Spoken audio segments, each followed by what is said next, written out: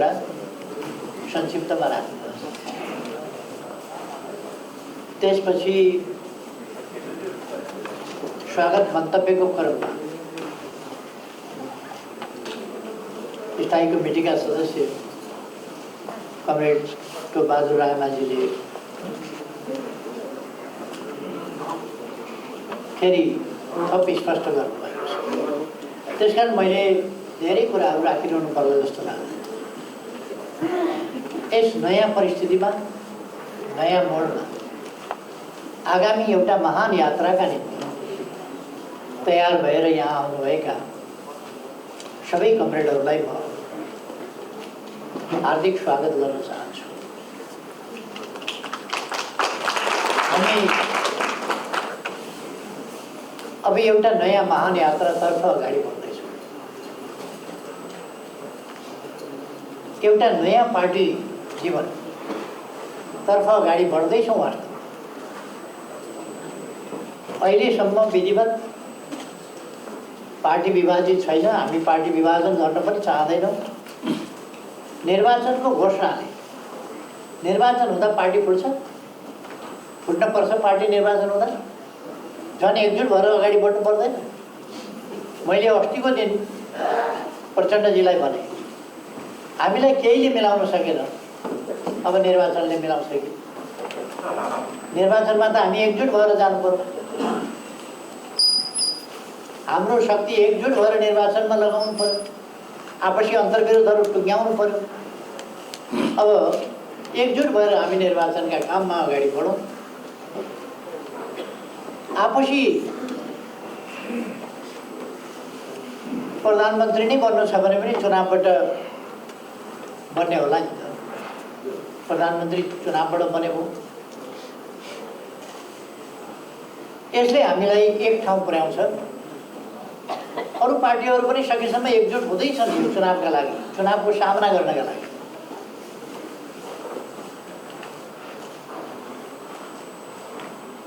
हामी उहाँहरू त मान्नु भएन।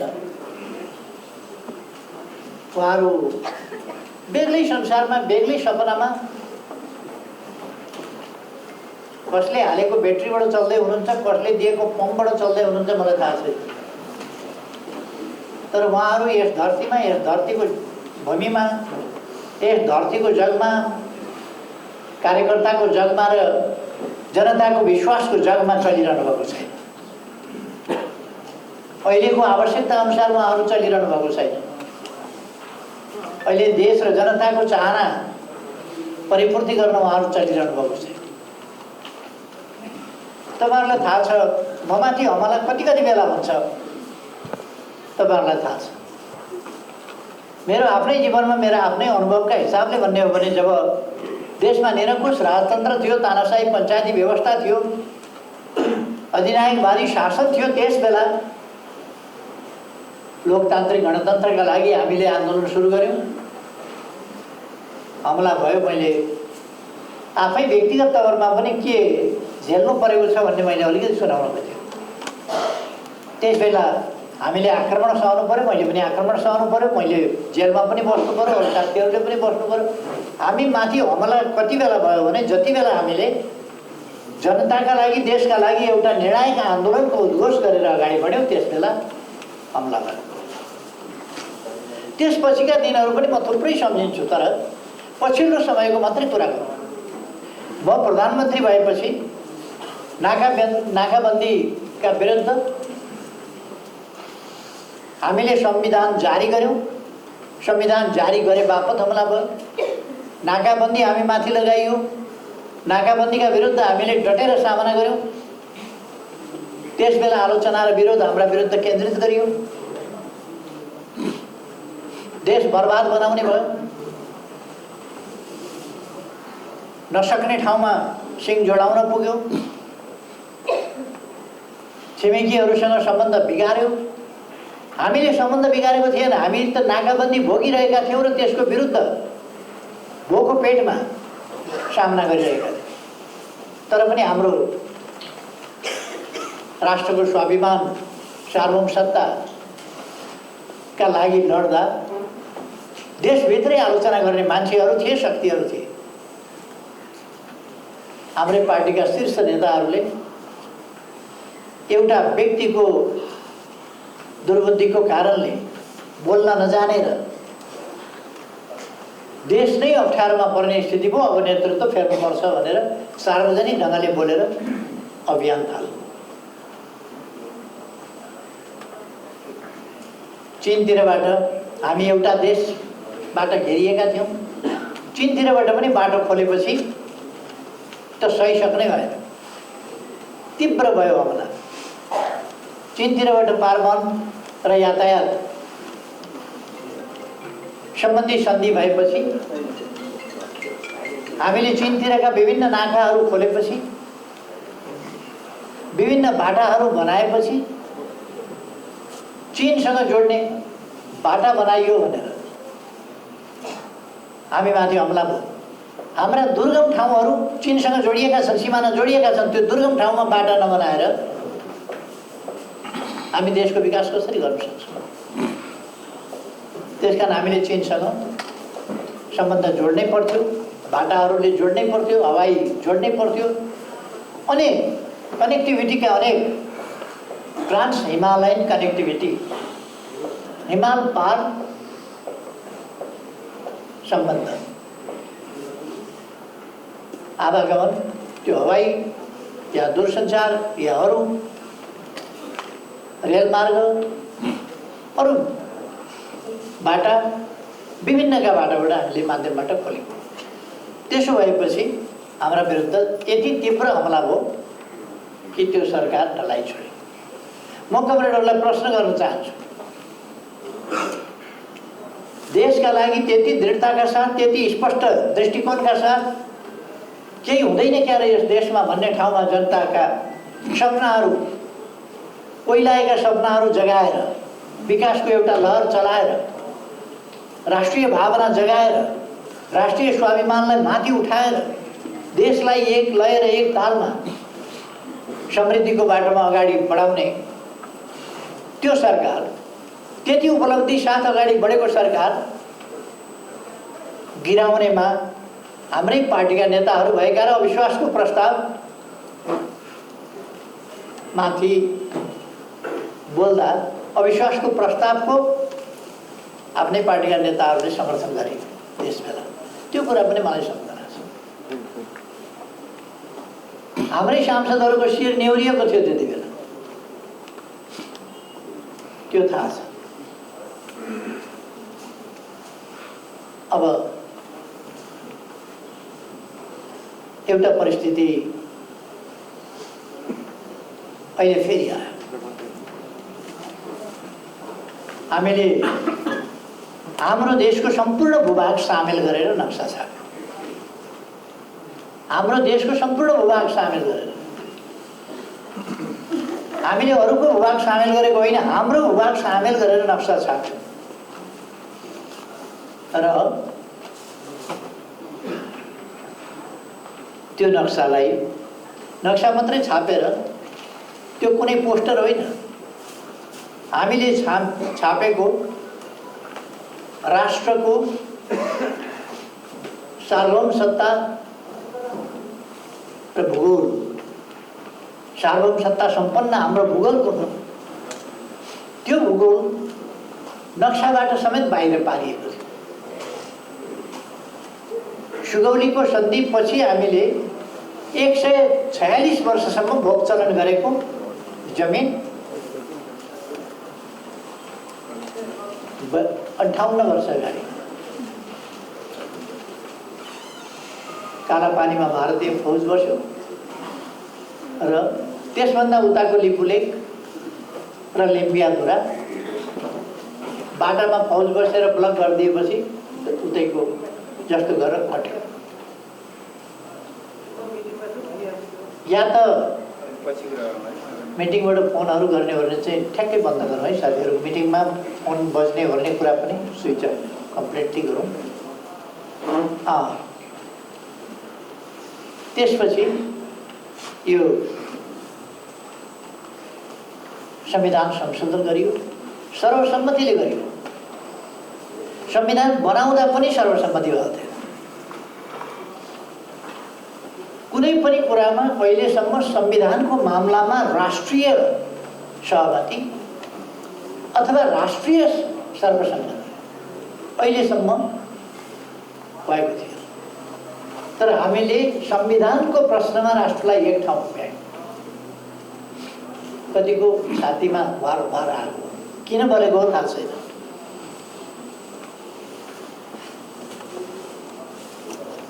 देश एकजुट भयो राष्ट्रियताको सवाल।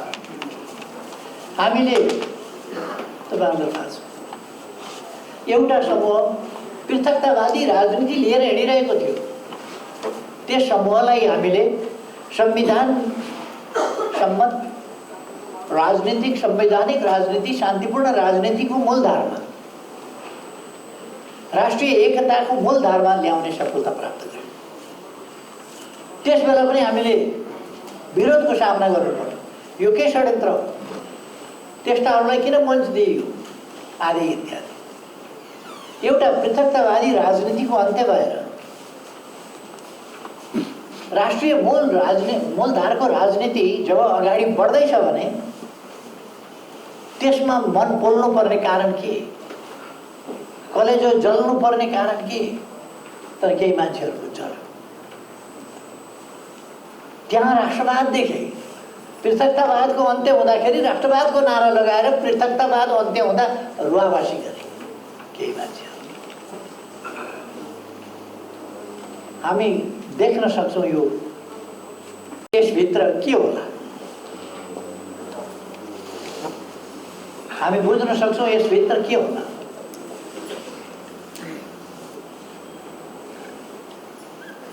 यति बेला त्यसै कारण हाम्रा विरुद्ध तीव्र हुँदा हाम्रा एकजना पार्टीका वरिष्ठ नेताले टेलिभिजनमै भनेको सुन्यो, तपाईँ त पार्टी एकताको विरुद्धमा हुनुहुन्थ्यो क्या? होइन होइन, म भ्रम नरहोस्, म एकताको विरोधमा थिइनँ। यो एकता गरेपछि नै एकता गरेको समूहसँग मिलेर केपीओलीलाई हटाउन सकिन्छ भनेर एकताको पक्षमा थिएँ। एकताको एकदम पक्षमा थिएँ, किनभने त्योसँग मिलेर केपीओलीलाई हटाउन सकिन्छ। अथवा एकता उहाँलाई चाहिएको किन रहेछ? कम्युनिस्ट आन्दोलनलाई बलियो बनाउन होइन। उहाँहरू अहिले सफल हुनुभएको छ। उहाँहरूले ठान्नुभएको छ, आज म सुन्दैछु केपी ओलीलाई निकाल्नुहुन्छ अरे। उहाँहरूले भन्दा 10 वर्ष अगाडि मैले पार्टी सदस्यता कम्तीमा लिएको होला। एउटा आन्दोलन सुरु गरेर जति बेला आन्दोलन टुक्रा टुक्रा धुजामा थियो, त्यस अवस्थामा एकता एकीकरणको एउटा अभियान थालेर आएको मलाई आज फेरि यो पार्टीमा ताजुब के भने प्रचण्डले मलाई निकालिदिने अरे पार्टीबाट प्रचण्डले निकालिदिने। म साथीहरूलाई भन्न चाहन्छु, हामी यस्ता कुराहरूमा अल्झिँदैनौँ। प्रचण्डले पार्टीबाट निकाल्छन् कि कहाँबाट निकाल्छन् कि उनका घरबाट पनि निकाल्छन् कि अन्त कहाँबाट निकाल्छन्, त्यो हामी एउटा आन्दोलनमा छौँ। हामी हाम्रा महान उद्देश्यहरूमा छौँ। हामीले हाम्रा महान उद्देश्यहरू तोकेका छौँ। हामी समाजवादमा पुग्न चाहन्छौँ। अहिले त्यसकारण समाजवाद उन्मुख छौँ। समाजवाद उन्मुख भनेको लोक कल्याणकारी राज्यका अवधारणा अनुसार काम गर्दै सामाजिक न्याय र समानताको अभिवृद्धि गर्दै सुशासन र विकासको बाटोमा अगाडि बढेर हाम्रो समृद्ध नेपाल, सुखी नेपालीको राष्ट्रिय आकांक्षा पूरा गर्ने हाम्रो उद्देश्य त्यो हो। हामी त्यस उद्देश्यतर्फ अगाडि बढिरहेका छौँ। त्यस उद्देश्यका निम्ति हामीले एउटा वास्तवमै सशक्त आन्दोलन निर्माण गर्नु। त्यो आन्दोलन निर्माण गर्न, सञ्चालन गर्न र त्यसलाई ठिक ढङ्गले अगाडि बढाउनका लागि हामीसँग एउटा सशक्त पार्टी छ। त्यो सशक्त पार्टी एकताबद्ध हुनुपर्दछ। अघि मैले भनेका सही विचारहरूमा मार्क्सवादी दर्शन, मार्क्सवादी लेनिनवादी सिद्धान्त र हामीले लिएको हाम्रो गन्तव्यतर्फ अगाडि बढ्ने स्पष्ट मार्गचित्र, त्यसका निम्तिका कार्यक्रम, योजना, नीतिका साथ हामी अगाडि बढ्छौँ। त्यस्तो गर्नका लागि र त्यस्तो राष्ट्रिय आन्दोलन चलाउनका लागि हामीलाई सशक्त, मजबुत, एकताबद्ध, गतिशील पार्टी चाहिन्छ। त्यस्तो पार्टी निर्माणको एउटा नयाँ चरणमा फेरि हामी प्रवेश गरेका छौँ। कमरेडहरूलाई लाग्ला केही साथीहरू त आएन, यस्तो हुन्छ आन्दोलन हुँदो रहेछ। हामीले नचाहेको कुरा हो। भरसक सबै साथीहरूलाई लिएर अगाडि बढौँ भन्ने सोचेको, तर उहाँहरू प्रमुख नेतालाई प्रधानमन्त्री पनि वामपन्थी देख्नै नसक्ने उहाँहरू पहिले पनि तपाईँहरूले देख्नुपर्छ। उहाँहरूको राजनीतिक दृष्टिकोण छैन, वर्गीय दृष्टिकोण छैन, आन्दोलनको दृष्टिकोण छैन। आफ्नो पद, आफ्नो लाभ, आफ्नो हित, त्यो कुरा मात्रै छ। अघिल्लो पल्ट मैले नेतृत्व गरेको सरकार ढलाउनु किन पर्यो? उहाँहरूसँग जवाफ छ? उहाँहरूसँग कुनै जवाफ हुन सक्दैन। अहिले आएर उहाँहरू भन्नुहुन्छ अघिल्लो सरकार लोकप्रिय थियो भनेर। लोकप्रिय थियो भने ढालेको किन त? उहाँहरू नै भन्नुहुन्छ अहिले त्यो सरकार चाहिँ लोकप्रिय थियो, त्यसो भए ढाले किन? उहाँहरू नै हो ढाल्ने। अलिक पछि भन्नुहुन्छ अहिलेको सरकार त लोकप्रिय थियो, त्यति बेलाको चाहिँ भएन, अलिक पछि।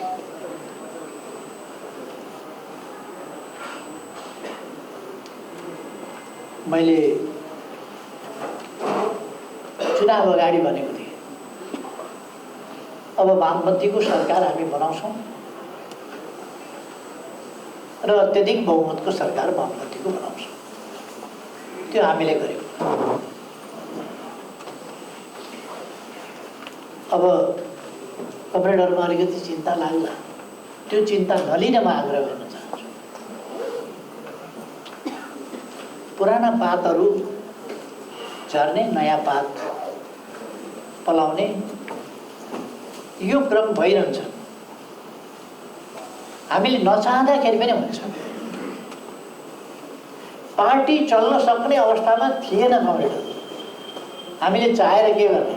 चाह्यौँ, हामीले अहिले पनि चाहिरहेका छौँ। उहाँहरू जस्तो निकालेर, कसैलाई निकालेर निष्कासन गरेर हामी कुदिरहेका छैनौँ। उहाँहरू यति उपद्रव गरिरहनु भएको छ, यति अन्तर्घात गरिरहनु भएको छ। वामपन्थी आन्दोलनलाई, कम्युनिस्ट आन्दोलनलाई ध्वस्त पार्न कम्युनिस्ट पार्टीभित्रै विग्रहको यस्तो क्षति गरिरहनु भएको छ उहाँहरू। तर पनि हामी कसैलाई निकालिरहेका छौँ। आफै उहाँहरू किनारा लाग्दै हुनुहुन्छ। त्रिशुलीमा तपाईँहरूले हेर्नुभएको होला, केही चिजहरू पर्यो नदीमा भने त्यो बिस्तारै बग्दै जाँदाखेरि किनारातिर लाग्दै जान्छ र नदीका किनारमा फोहोरहरू किनारमा धकेलिएको देख्नुभएको होला। नदीले बग्ने क्रममा किनारामा फोहोर फ्याँक्दै जान्छ, धकेल्दै जान्छ, छोड्दै जान्छ र सफा हुँदै अगाडि बढ्छ। भन्न त नहुने, भन्न नमिले पनि एउटा गीत सम्झिनु पर्यो जीवन शर्माको जस्तो लाग्छ। किलो निचोरिएर तौल कम हुँदैन के भन्ने गीत छ।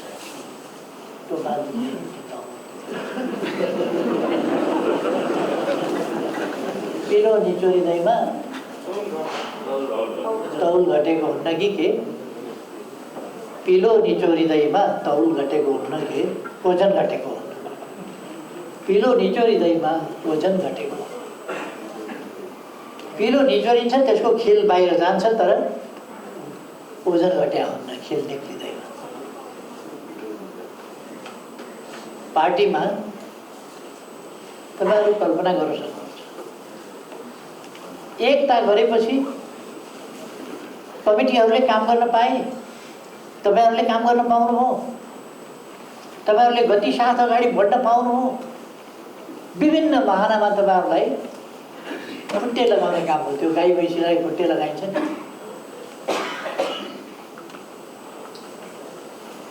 त्यो गाई गोरुलाई कहिले कहिले त्यो घाटोमा झुन्ड्याइन्छ नि, एउटा डोरी लाएर काम, त्यस्तै झुन्ड्याउने काम हो, काम गर्न नपाउने। जनताका बिचमा स्पष्ट राजनीति लिएर गतिशील ढङ्गले जान नपाउने, संगठन एक ढिक्का भएर अगाडि बढ्न नपाउने, त्यस प्रकार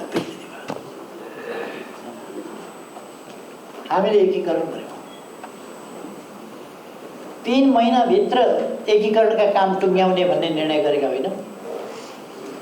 त्यो 3 महिना कहिले आउँछ त्यतापट्टि कहिल्यै ध्यान गएन। 2 वर्षभित्र महाधिवेशन गर्ने भनेका, गएको जेठ 3 गते भन्दा उतै महाधिवेशन सम्पन्न भइसक्यो। सम्भवतः विधानको धारा 17 मा आउँछ। 2 वर्षभित्र महाधिवेशन सम्पन्न भइसक्यो। तर महाधिवेशन गर्ने तर्फ कुनै सोच छैन, कुनै चिन्ता छैन, कुनै तयारी छैन।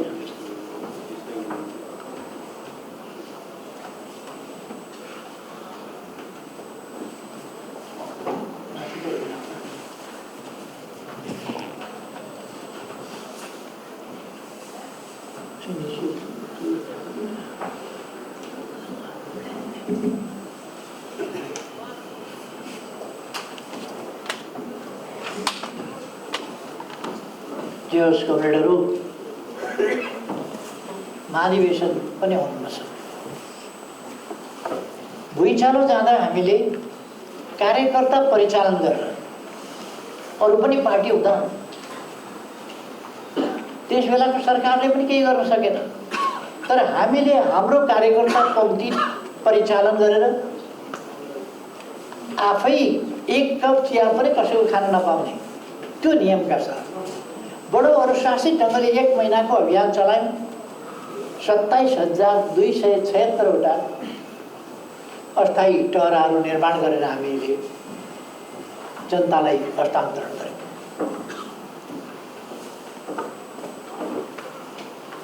धेरै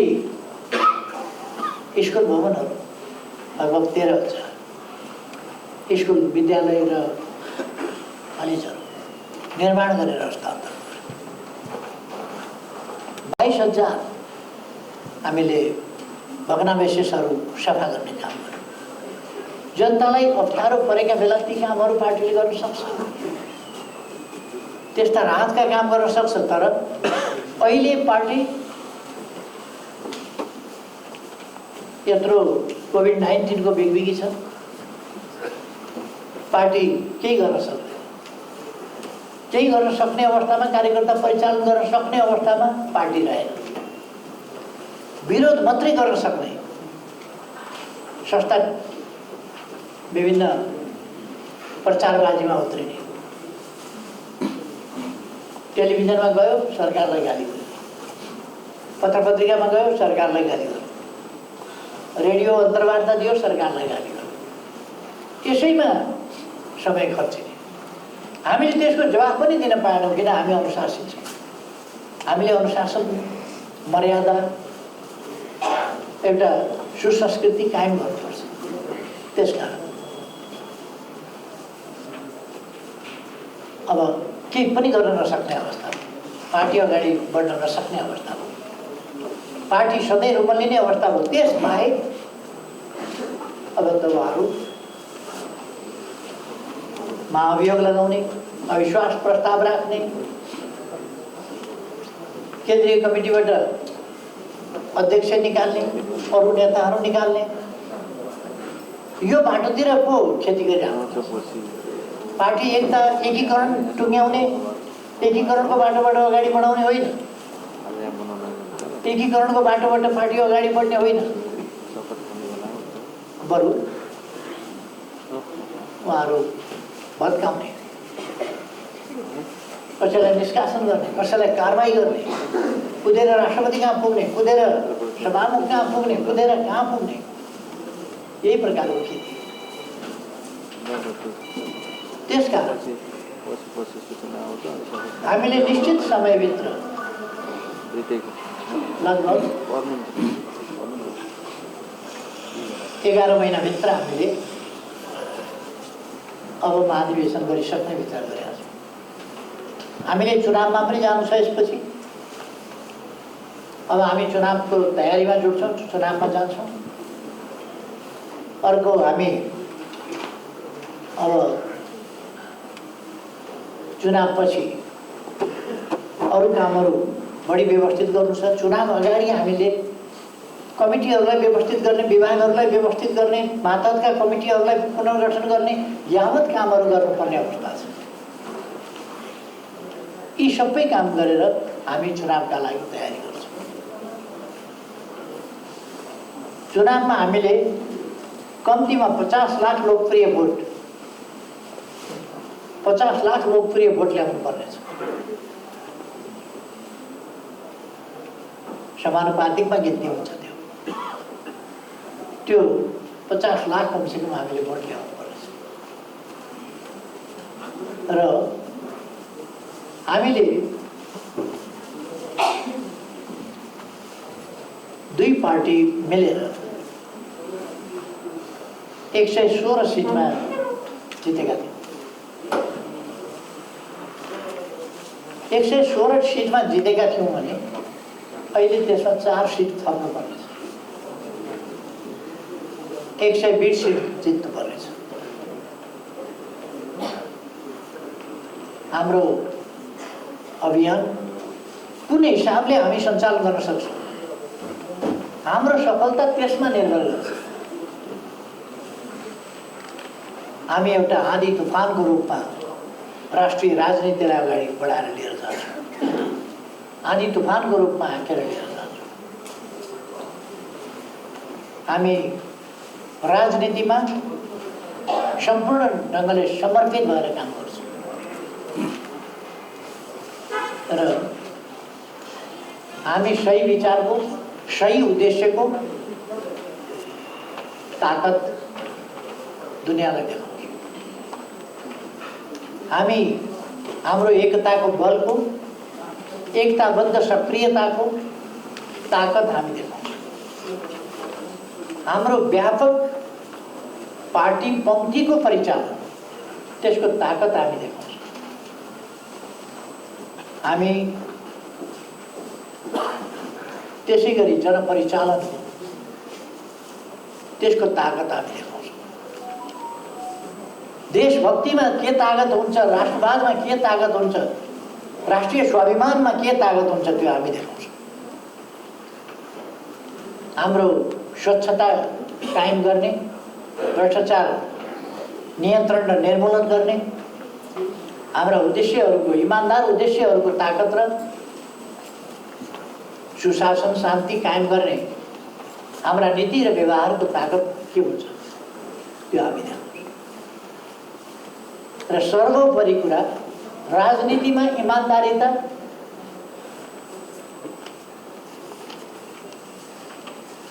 झन्डै झन्डै धेरै ठाउँमा पराजित हुने गर्छ, तर हामी राजनीतिमा इमान्दारिताको ताकत देखाउँछौँ र राजनीतिलाई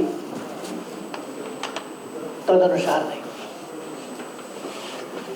सफल राजनीति, स्वच्छ राजनीति, ईमानको राजनीति, देशभक्त राजनीति, लोकतान्त्रिक राजनीति, विधिको शासन भएको राजनीति, यो राजनीति देशका हित र जनताका हितमा केन्द्रित भएको राजनीति, यो राजनीति अगाडि बढाउँछौँ र सफल हुन्छ। त्यसका लागि त्यस्तो काम सञ्चालन गर्न हामीसँग सशक्त, एकताबद्ध, विचारमा स्पष्ट र गतिशील पार्टी चाहिन्छ। त्यसर्थ म किन मैले यो केन्द्रीय कमिटीमा केही साथीहरू थप गरेको छु, लामो समयदेखि यस आन्दोलनलाई एउटा टुक्रा टुक्रामा विभाजित भएको अवस्थाबाट एकता र एकीकरणको र पार्टी निर्माणको एउटा अभियान आन्दोलन सञ्चालन गर्दै आएर यहाँसम्म ल्याइपुर्याएको नेताको हैसियतमा र पार्टीको प्रथम अध्यक्षको हैसियतमा जनताले विश्वास गरेको प्रधानमन्त्री, यही पार्टीको अध्यक्ष किन बनाउनु पर्यो? त्यो अध्यक्षको हैसियतले जसमाथि जनताले विश्वास गरेर अभिभारा सुम्पिएका छन् र त्यो अभिभारा असफल हुन दिनु भएको छैन। देशभक्ति मनमा नभएका, लोकतान्त्रिक चिन्तन र चरित्र नभएका, देश र जनताको बारेमा कहिल्यै नसोच्ने, आफू, आफ्नो परिवार, खास गरी 3 पद, पैसा, परिवार, 3 पको बारेमा मात्रै सोच्नेहरू तो हातमा देश सुम्पिन सकिँदैन। त्यसकारण विघटनमा जानु पर्यो। अब यसपछिको परिस्थितिको हामीले कसरी सामना गर्ने? त्यसैलाई न्यू बनाएर, न्यू त अगाडिदेखि खोजिरहेकै थिए, त्यसलाई झन् उनीहरूले न्यू बनाउँछ। त्यो न्यू बनाएर पार्टी विभाजन उनीहरू गर्न खोजिरहेका छन् र प्रयास गरिरहेका छन्। परामर्श पनि नगरिकन अध्यक्षलाई निष्कासन गर्ने आदि इत्यादि गरिरहेका छन्। महाधिवेशन गर्नुपर्ने गरिराखेका छैन, त्यतापट्टि लागिराखेका छैन।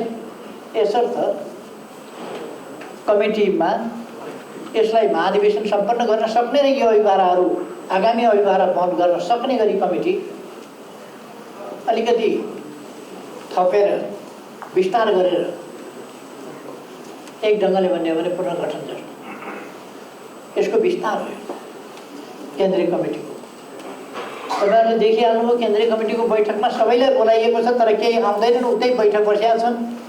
यो खालको अराजक स्थितिमा आन्दोलन जोगाउनका लागि को कतापट्टि बस्छ छोड्दैन, हामी आन्दोलन जोगाउनका लागि मैले केन्द्रीय कमिटीमा सदस्य विस्तार गरेको छु।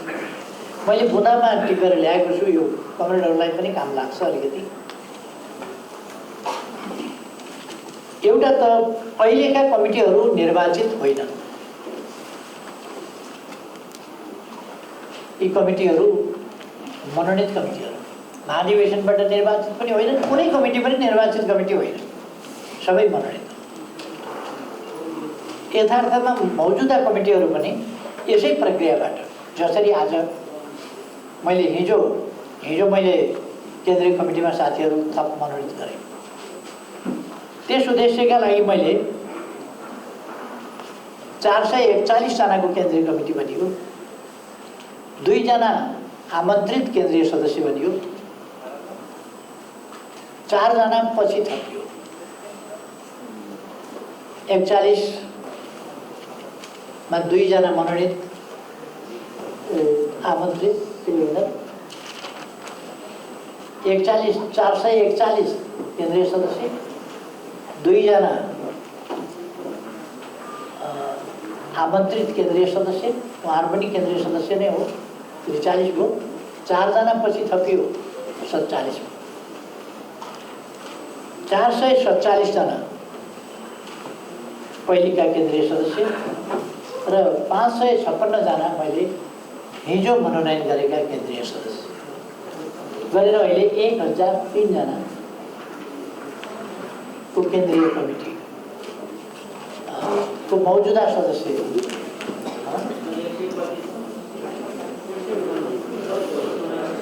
अहिले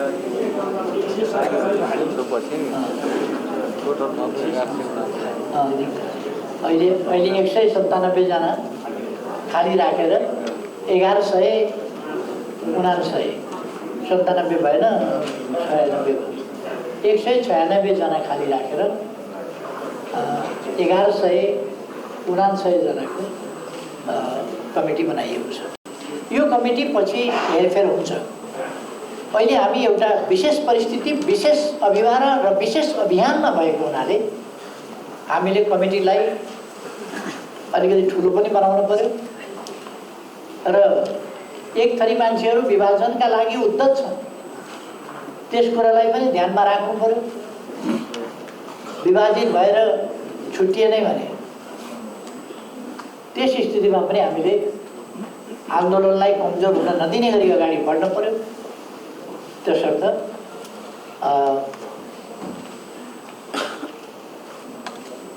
1199 जनाको केन्द्रीय कमिटी हुनेछ। त्यसमा 447 पहिलेको, 556 हिजो 2077 साल पुस 6 गते मैले प्रथम अध्यक्षको हैसियत आन्दोलनको बृहत्तर प्रश्नलाई, हितलाई ध्यानमा राखेर यस विशेष परिस्थितिलाई ध्यानमा राखेर केन्द्रीय समितिमा मनोनयन गरेका 556 जना साथीहरू गरेर 1003 जना अहिले यति बेला हामी मौजुद छौँ केन्द्रीय सदस्यमा। पहिले यो कमिटीहरू पनि यसै गरी भएका थिए र आफै बनिसकेपछि सो अनुमोदन गरिएको हो पहिले पनि। र अहिलेसम्म भएका पनि कमिटीहरू सङ्क्रमणकालीन कमिटीहरू।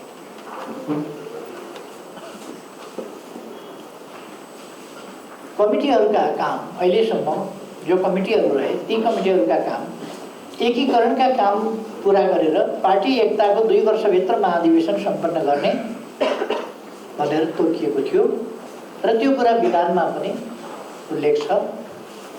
जुन अभिभारा पुरा गर्न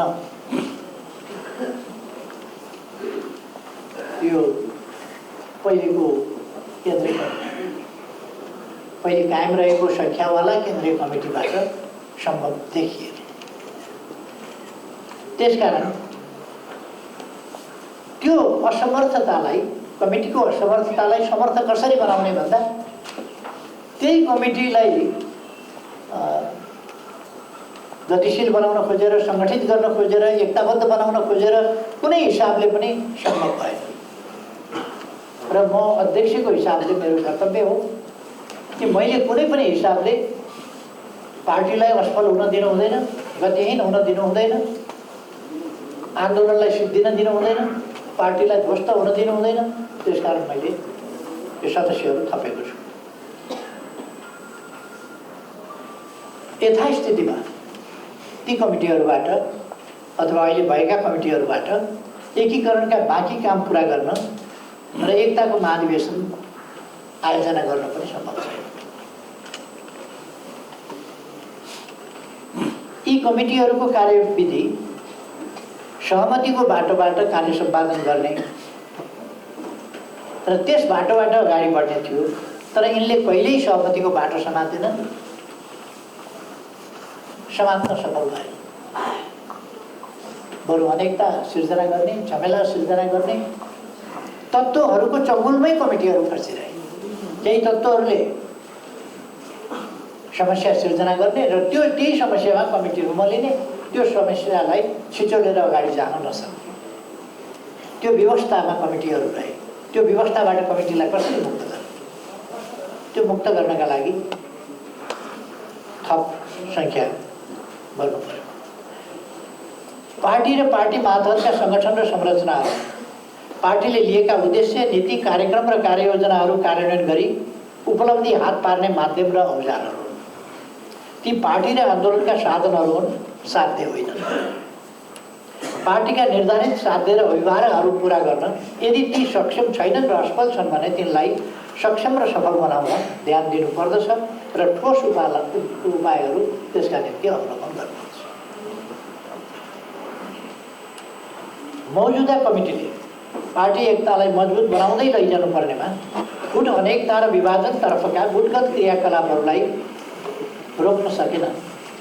खराबी र क्षतितर्फका केही व्यक्तिहरूको यात्रालाई पनि रोक्न सकेन। तिनका प्रयासहरूलाई असफल बनाउन सक्नु पर्थ्यो कमिटीहरूले, तर सकेन। सहमतिका साथ एकीकरणका कार्य सम्पन्न गर्दै सहमतिका साथ नै एकताको महाधिवेशन आयोजना गर्नुपर्नेमा त्यो बाटो नै नलिई बिचमा गुटबन्दी, अस्वस्थता, अनुशासनहीनता र अराजकताको शिकार भएर फुटको निम्तिको औजार हुने, वामपन्थी आन्दोलन र नेकपालाई नै गम्भीर नोक्सान पुर्याउन सक्ने, समाप्त पार्न सक्ने खतरा यी कारणहरूले पैदा भयो।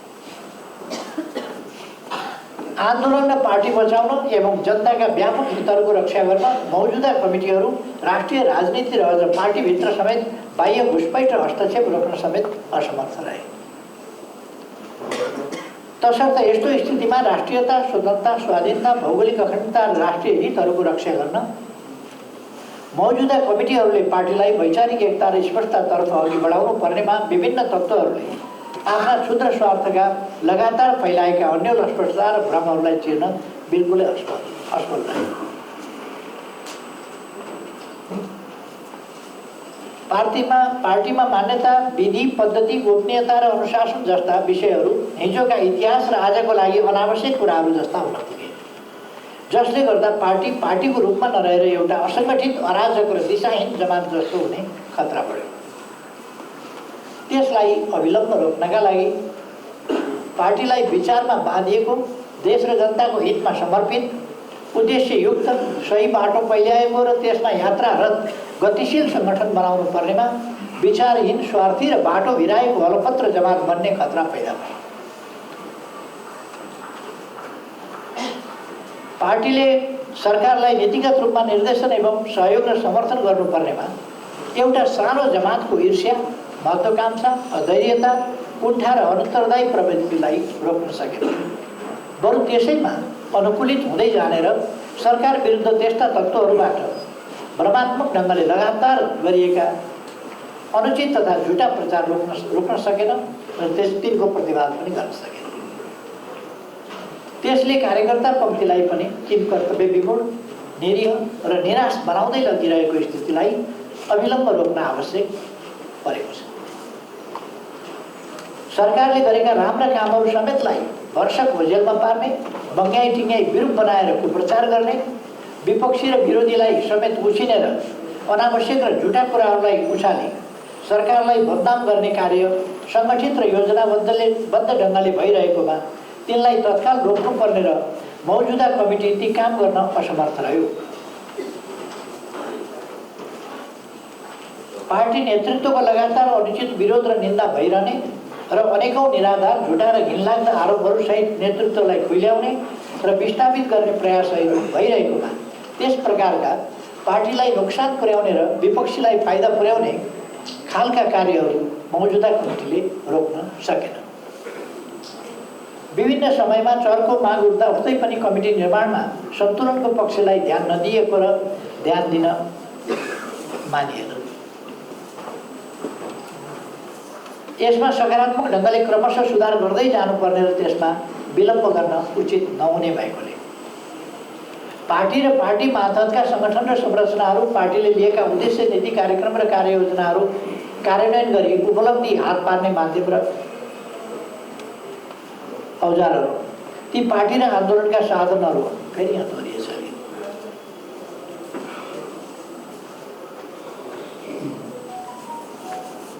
पार्टीलाई विभिन्न अप्ठ्यारा मोडहरूबाट जोगाउँदै यहाँसम्म ल्याइ पुर्याउन नेतृत्व गर्ने नेता एवं पार्टीको प्रथम अध्यक्षको हैसियतले मौजुदा नेतृत्वदायी कमिटीहरूमा केही आवश्यक सङ्ख्या थपी यिनलाई सुदृढ, सन्तुलित र गतिशील बनाउनु पर्ने आवश्यकता देखि मौजुदा केन्द्रीय कमिटीमा देहाएका कमरेडहरूलाई समावेश गरी हालको सङ्ख्यामा 556 जना थपी 1003 सदस्यीय केन्द्रीय कमिटीको प्रस्ताव गरेको छु। अहिलेको सङ्ख्या चाहिँ यति पुगेको छ, जम्मा सङ्ख्या चाहिँ त्यो चाहिँ विधानमा राख्दा हुन्छ। अनि त्यो विधानमा हुँदैन, अथवा जम्मा सङ्ख्या 1199, जसमध्ये अहिले 1003 को सङ्ख्या पुगेको छ। यस प्रस्तावलाई म निर्णयका लागि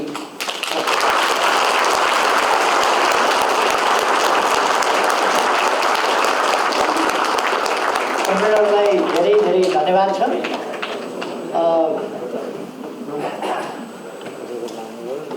अब केन्द्रीय कमिटीमा मनोनित हुनुभएका कमरेडहरू, केन्द्रीय कमिटीका सदस्य हुनुभएका कमरेडहरूलाई केन्द्रीय कमिटीको बैठकमा म हार्दिक स्वागत गर्दछु।